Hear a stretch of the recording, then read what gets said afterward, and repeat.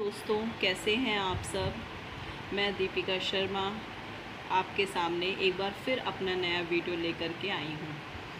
मैंने आप लोगों को बताया था कि यूजीसी नेट में जो सेकंड पेपर है एजुकेशन वाला, मैं उसके नोट्स आप लोगों को। दोस्तों, कैसे हैं आप सब। मैं दीपिका शर्मा आपके सामने एक बार फिर अपना नया वीडियो लेकर के आई हूँ। मैंने आप लोगों को बताया था कि यूजीसी नेट में जो सेकंड पेपर है एजुकेशन वाला, मैं उसके नोट्स आप लोगों को बता रही हूँ। तो जो यूजीसी नेट के सेकंड पेपर है एजुकेशन, उसमें जो मैं आप लोगों को फर्स्ट टॉपिक पढ़ा रही हूँ वो है पर्सनैलिटी, व्यक्तित्व। तो मैंने अपने पिछले वीडियो में आप लोगों को कॉन्सेप्ट ऑफ पर्सनैलिटी के बारे में बताया और उसमें थोड़ा सा आप लोगों को डिटेल में स्टडी मैंने आप लोगों को कराई थी कि जो उसमें डेफिनेशंस वगैरह हैं वो सब मैंने आप लोगों को बताई थी।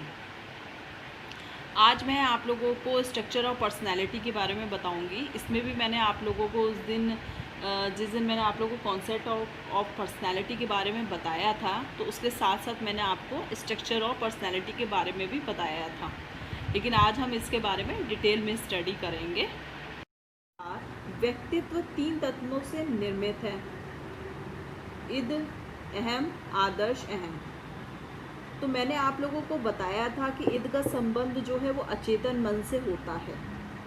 इसकी प्रकृति पशु पर्वत्याग है और यह सुखवादी सिद्धांत से प्रभावित होने के कारण अचेतन स्तर की समस्त दमित असामाजिक तथा अनैतिक इच्छाओं, प्रेरणाओं आदि की येन केन प्रकारेण तत्काल संतुष्टि चाहता है।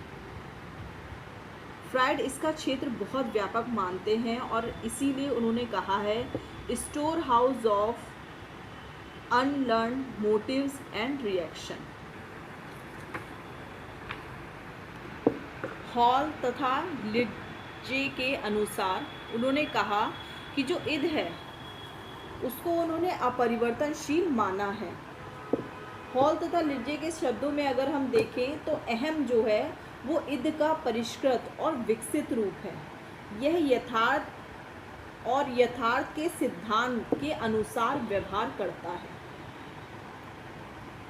उन्होंने माना है कि अहम जो है वो धीरे धीरे करके अपने मानसिक परिवर्तन के अनुसार विकसित होता रहता है। वो अपरिवर्तनशील माना जाता है। और व्यक्ति जो है जब उसके अंदर अहम और इद होगा और वो विकसित रूप में होगा तो व्यक्ति उसके यथार्थ के अनुसार ही व्यवहार करता है। जो चीज़ उसे समझ में आ रही है उसी के अकॉर्डिंग वो चलता है। अब हम नाइस के शब्दों में देखेंगे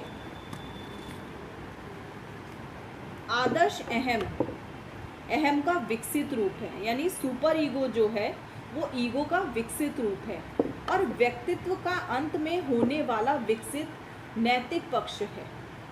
इसका यथार्थ जगत से कोई संबंध नहीं होता है। ये अहंकार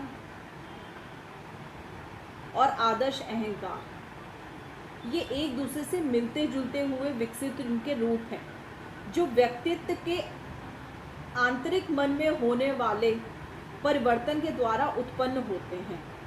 इनका हमारे यथार्थ जगत से कोई संबंध नहीं होता है।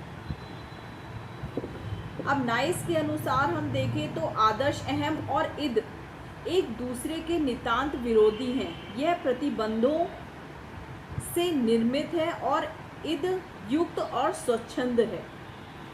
अहम इनकी विरोधी क्षमताओं या इच्छाओं में सामंजस्य कराने का प्रयास करता है, क्योंकि समय समाज में रहने के लिए उनकी मान्यताओं का पालन करना अनिवार्य है और खोखले आदर्शों को लेकर भी जीवित रहना कठिन है।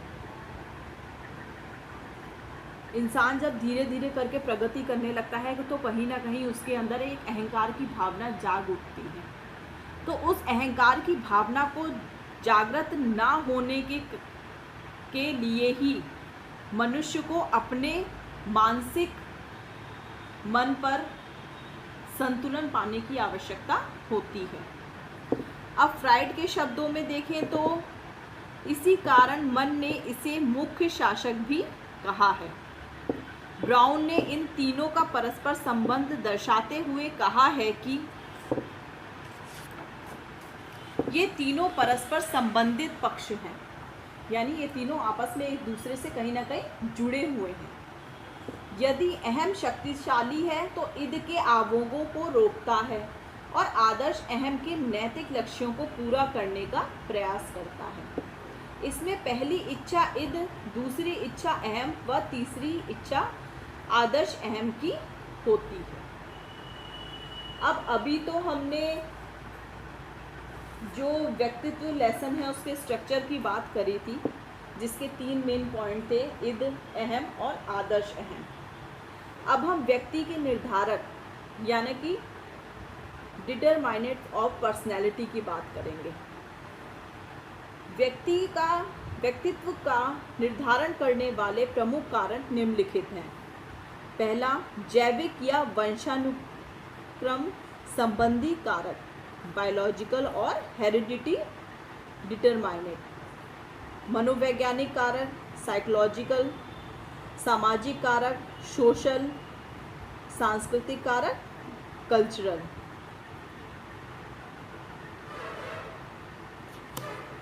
अब सबसे पहले हम बात करेंगे जैविक कारक की।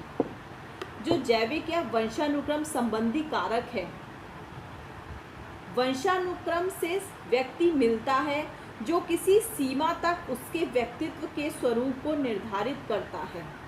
साथ ही उसे कुछ जैविक दशाएं भी उपलब्ध होती हैं।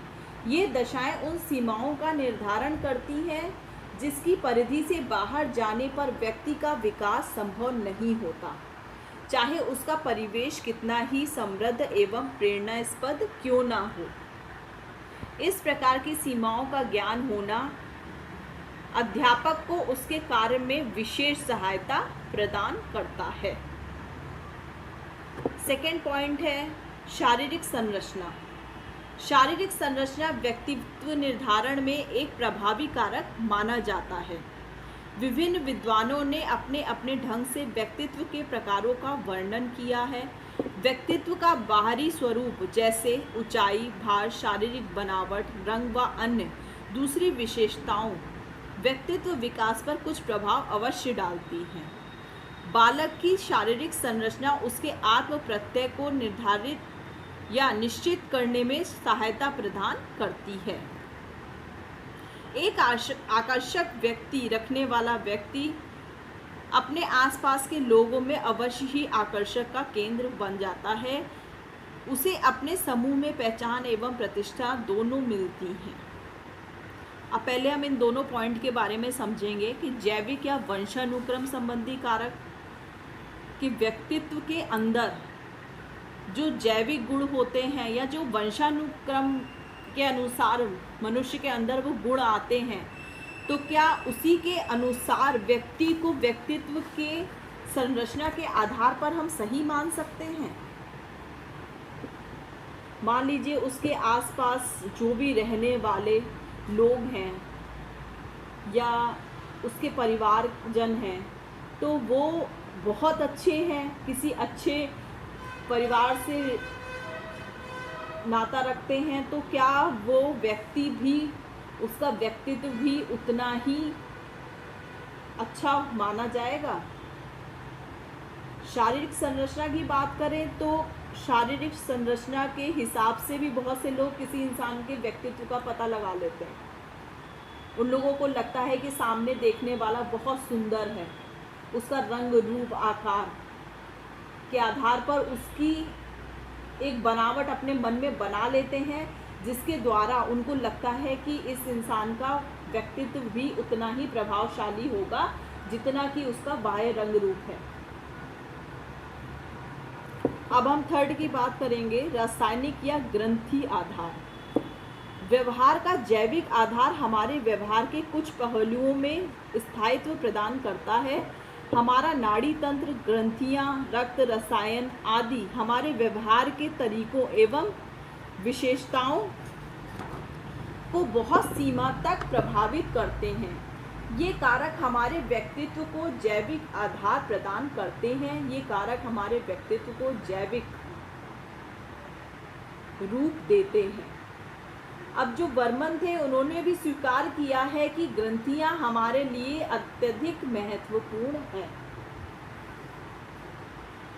व्यक्ति का लैंगिक विकास जो ग्रंथि करती है वो थाइमस ग्रंथि होती है। युवावस्था आने पर यह ग्रंथि अपना कार्य करना बंद कर देती है और यह छाती के ऊपर के हिस्से में स्थित होती है। इस ग्रंथि से अत्यधिक प्रभावित व्यक्तित्व कहलाता है तथा ये स्वभाव से कामुक, असभ्य, अपराधी प्रवृत्ति के माने जाते हैं। इस ग्रंथि के अतिरिक्त एक अन्य ग्रंथि होती है जिसे काम ग्रंथि कहते हैं। इस प्रकार इन ग्रंथियों की असामान्य स्थिति हमारे व्यक्तित्व को गंभीरतापूर्वक प्रभावित करती है। अब कई लोगों की पर्सनैलिटी ग्रंथि के आधार पे भी बहुत ज़्यादा लोग जो है वो देखते हैं या समझते हैं। उनको ये लगता है कि अगर मान लीजिए कोई व्यक्ति है, उसका फादर है, वो गलत काम करता है तो लोग कहते हैं कि जब इसके फादर ने गलत काम किया तो इसके खून में भी वही चीज़ आएगी। तो लोग अक्सर एक जो ब्लड रिलेशन होता है उसके अकॉर्डिंग भी सामने वाले का व्यक्तित्व निर्धारित कर लेते हैं अपने मन में। अब हमारा है मनोवैज्ञानिक आधार। व्यक्तित्व को प्रभावित करने वाले मुख्य कारकों में मनोवैज्ञानिक कारक अपना महत्वपूर्ण स्थान रखते हैं।